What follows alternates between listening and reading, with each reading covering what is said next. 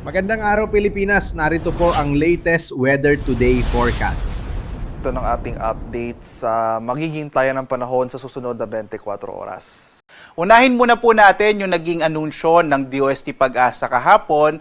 Binanggit po natin na simula na nga ng amihan or northeast monsoon. At pag sinabi po nating amihan, mas makararanas na tayo or asahan na natin ang mas malamig at tuyong panahon, partikular na nga dito sa may kanlurang bahagi ng Luzon. Samantala, kasabay din ng amihan ay makararanas din tayo ng iba pang mga weather system gaya ng shear line o ito yung banggaan ng malamig na amihan at mainit na easterlies o yung hangin nagmumula sa karagatang Pasipiko. Dahil doon, asahan naman ng mga kababayan natin sa may silangang bahagi ng ating bansa, lalong-lalo na ng northern hanggang central Luzon, kasama din yung Bicol region, posible yung mga pag-ulan na dulot naman ng shear line. Kasabay po yan ng pagkakaroon ng amihan. Isa pang katangian ng amihan, karamihan po ng mga bagyo natin, kapag tatama ito sa kalupaan, kadalasan sa may bahagi ng Visayas at Mindanao. Mapapansin po ninyo, karamihan ng mga bagyo natin, towards the end of the year ay tumatama sa may Visayas at Mindanao. Ito ay dulot ng malakas na high pressure area sa may hilagang bahagi ng ating bansa. So bahagi po yan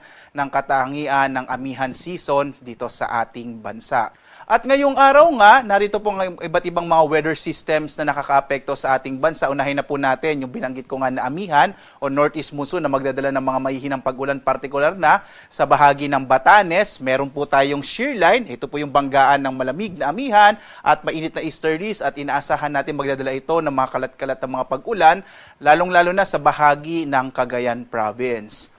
Samantala naman, patuloy yung pagmamonitor natin itong low pressure area na huling namataan 275 kilometers silangan ng Pag-asa Island sa Kalayaan, Palawan. Makikita po natin, green na po yung kulay niya, ibig sabihin po ay maliit na yung posibilidad or halos wala na itong posibilidad na maging bagyo. Either malulusaw po ito or lalabas ng Philippine Area of Responsibility. Nakapaloob siya sa mas malaking weather system na Intertropical Convergence Zone.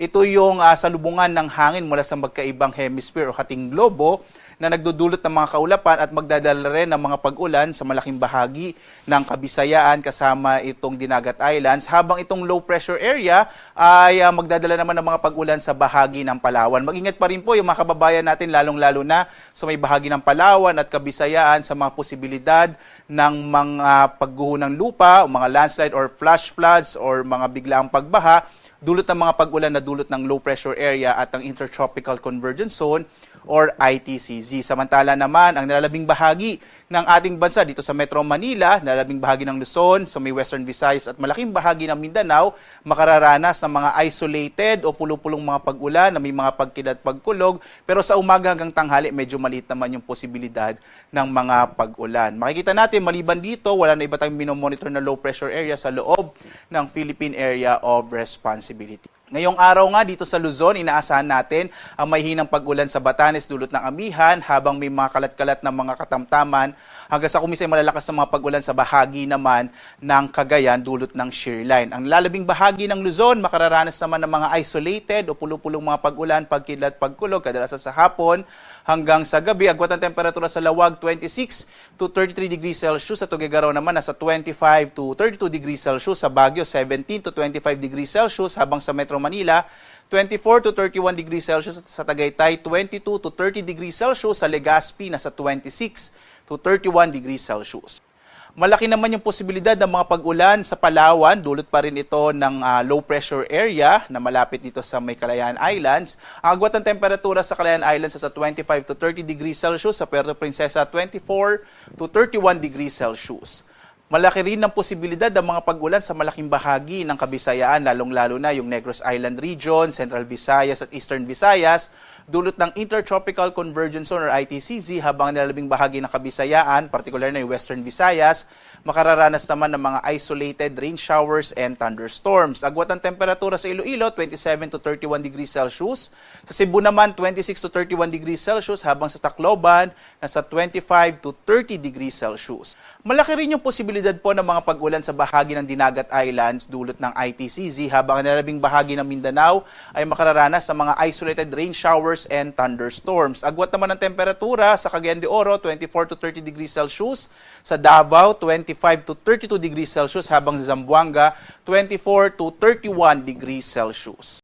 Ito naman po yung ating inaasahang magiging lagay ng panahon sa mga susunod na araw. Inaasahan po natin una itong low pressure area dito sa sa malapit po sa may Kalayaan Island sa Palawan ay maari po malusaw or maaring lumabas ng Philippine Area of Responsibility.